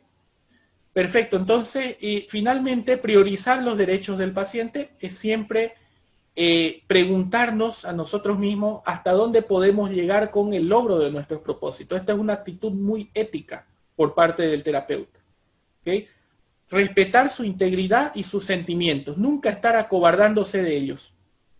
La persona que se acobarda de las actitudes de un paciente probablemente no es la clínica su vocación. Nosotros somos agentes que debemos respetar esos sentimientos. Debemos aprender a respetar el comportamiento que quiere adoptar el sujeto, sin incurrir lógicamente agresiones, porque hay una limitante. Si empezamos a ser objeto de agresión, por supuesto que tenemos que cortar la clínica. La limitante, lógicamente, es el daño a nuestra integridad. Los comportamientos fuera del daño a nuestra integridad deben ser aceptados. Entonces, esto mejora mucho la intimidad entre la relación terapeuta-paciente, en ese sentido. ¿Okay? Bien, habiendo dicho eso, entonces concluimos con la parte de contenidos. No sé si tienen alguna pregunta hasta aquí. ¿Me la pueden realizar? Yo no. Perfecto, quedó claro entonces, ¿no? Todo el abordaje que hemos avanzado. Sí. Perfecto, bien. Ok, entonces como punto final, bien, quisiera comentarles como punto final, nosotros estamos lanzando a partir de la página de encuentros sociales 2 cursos que son cursos relámpagos. Por un lado va a estar el curso de patología del poder. Ese curso lo estoy dando yo. Se va a abordar la temática del poder de 3 enfoques, desde el enfoque sociológico, filosófico y psicológico. Para las personas que estén interesados en esta temática, quedan cordialmente invitados. Lógicamente es una inversión mínima, son 50 bolivianos por 3 sesiones. Las 3 sesiones de psicopatología del poder o encuentros tienen objetivos muy claros respecto a este tipo de fenómenos sociales, ¿ok? Pero lo vamos a tratar desde el punto de vista psicológico, sociológico y filosófico. Y por otro lado también hay un curso del licenciado Navarro, que ambos cursos son de suma calidad académica, como ustedes lo pueden apreciar. La inversión también va a ser de 50 bolivianos. El curso del licenciado Navarro es a partir de la temática de depresión, diagnóstico y tratamiento, para las personas que también estén interesados en el abordaje más clínico, lógicamente. Consideramos de que los 50 bolivianos es una inversión accesible. quedan cordialmente invitados a cualquiera de los dos cursos. Traten de seguir la página de Encuentros Sociales. En esta semana que viene vamos ya a lanzar los dos cursos, ¿ok? Tienen un plazo de la inscripción, lógicamente, ¿ok? Bien, entonces quedan cordialmente invitados para ello.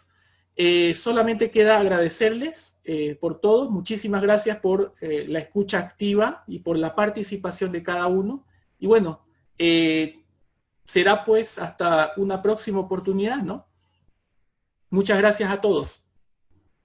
Muchas gracias, Licen. Gracias, Lisa. Muchas gracias, Licen. Ya, gracias a ustedes. Entonces, nos vemos entonces en una nueva oportunidad, ¿ok?